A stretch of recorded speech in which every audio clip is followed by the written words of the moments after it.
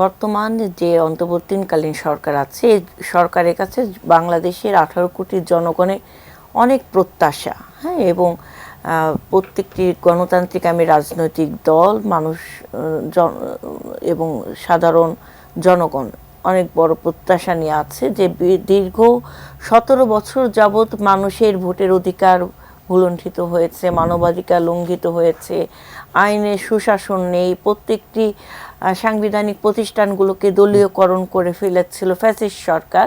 সেই জায়গা থেকে একটা গণ অভ্যুত্থানের মাধ্যমে পতিত ফ্যাসিস্ট সরকারের পতন হয়েছে। এখন মানুষ স্বস্তির নিঃশ্বাস ফেলতে চায়।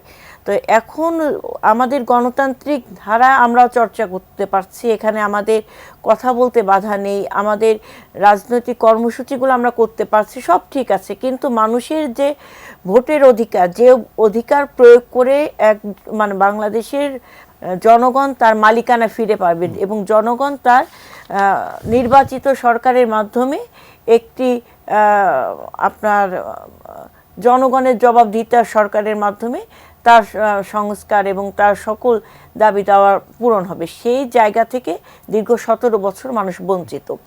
এখন যত দ্রুত সম্ভব নির্বাচন দেওয়া প্রয়োজন, এটা বিএনপি স্বার্থে নয়, বিএনপি বিরোধিতা করছে বিষয়টা তা নয়। কিন্তু আপনারা দেখছেন যে দেশি বিদেশি ষড়যন্ত্রকারীরা বিভিন্ন ধরনের ষড়যন্ত্রে কিন্তু ওক পেতে আছে এবং fascist colour expert George sap এবং মাইল্ড অন হ্যান্ডস টেকনোলজি সমৃদ্ধ অরিক্স ক্রিস্টাল ওয়াশ আপনার লন্ড্রি এক্সপার্ট। পতিত যে সরকার, সেই পতিত সরকার ফ্যাসিস্টের যে দোসররা আছে তারা কিন্তু এখনো কিন্তু বাংলাদেশের মাটিতে আছে এবং আমাদের পার্শ্ববর্তী দেশ ভারতে যে গণহত্যাকারী শেখ হাসিনাতে সেখানে আশ্রয় নিয়েছে এবং সেখান থেকে তিনি বিভিন্ন সময় মিডিয়ার মাধ্যমে, সোশ্যাল মিডিয়ার মাধ্যমে তিনি উস্কানিমূলক বক্তব্য দিচ্ছেন।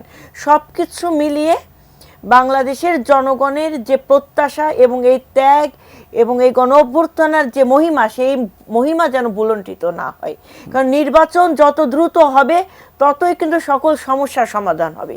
নির্বাচিত সরকার দিয়ে যে সমস্যার সমাধান হবে, অনির্বাচিত সরকার দিয়ে সেটা কখনোই সম্ভব নয়। এখন প্রশ্নটা হচ্ছে যে এখানে 7 মাস অতিক্রম হয়ে গেল এই অন্তর্বর্তীকালীন সরকারের, এই সরকার এখনো পর্যন্ত আগামী জাতীয় নির্বাচন কবে হবে সেই ডেটটা কেন ডিক্লেয়ার করছে না? আমাদের প্রশ্নটা ওইখানে। এখন বাংলাদেশে শুধু বিএনপি নয়, এখন সাধারণ জনগণের ভিতর এক ধরনের ধোঁয়াশা, এক ধরনের সংশয় কাজ করছে আসলে কবে নাগাদ জাতীয় নির্বাচন হবে। কারণ দেশের যে পরিস্থিতি, এই পরিস্থিতিতে এইভাবে যদি চলমান থাকে তখন পরিস্থিতি আরো খারাপের দিকে যাবে, দোসররা আরো সক্রিয় হবে এবং তারা কিন্তু আবার দেশের মধ্যে নানান ধরনের নৈরাজ্য সৃষ্টি করার সুযোগ পাবে।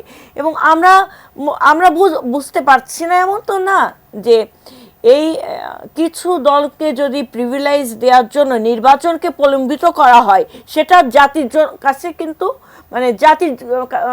আমরা জাতি হিসেবে কিন্তু আমরা কিন্তু ক্ষতিগ্রস্ত হব, বাংলাদেশ ক্ষতিগ্রস্ত হবে। তাই সেই জায়গা থেকে বিএনপি বারবার করে বলে আসতে, এটা নতুন করে নয়, একদম প্রথম থেকে বলে আসতে যে ন্যূনতম যে সংস্কার করা প্রয়োজন নির্বাচনকে কেন্দ্র করে, সেই সংস্কারগুলো দ্রুত করে নির্বাচনের রোড ম্যাপ আপনাদেরকে ঘোষণা করতে হবে। আপনার কবে নির্বাচন হবে সেই ডেটটা আপনার ডিক্লেয়ার করতে কি সমস্যা?